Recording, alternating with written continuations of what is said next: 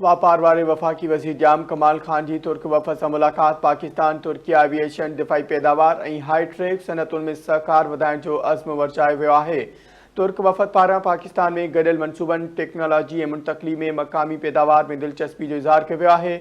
ॿिन्ही मुल्कनि विच में डिघे अरसे ताईं ॿतरफ़े भाईवारी ऐं एरो स्पेस, दिफ़ाई पैदावार ऐं मादनियाती तरक़ी में सहकार ते इतफ़ाक़ कयो वियो आहे। SIFC पाकिस्तान जी इक़्तिसादी ऐं दिफ़ाई तरक़ी में अहम किरदारु अदा करे रहियो आहे। वापार वारे वफ़ाकी वज़ीर जाम कमाल खान जी तुर्क वफ़द सां मुलाक़ात थी आहे। पाकिस्तान तुर्किया एविएशन दिफ़ाई पैदावार ऐं हाई टेक सनतुनि में सहकार वधाइण जो अज़्म वरचायो वियो आहे। तुर्क वफ़द पारां पाकिस्तान में गॾियल मनसूबनि, टेक्नोलॉजी जी मुंतक़िली ऐं मक़ामी पैदावार में दिलचस्पी जो इज़हार कयो वियो आहे। ॿिन्ही मुल्कनि विच में डिघे अरसे ताईं ॿतरफ़े भाईवारी ऐं एरो स्पेस, दिफ़ाई पैदावार ऐं मादनियाती तरक़ी में सहकार ते इतफ़ाक़ कयो वियो आहे। SIFC पाकिस्तान जी इक़्तिसादी ऐं दिफ़ाई तरक़ी में अहम किरदारु अदा करे रहियो आहे।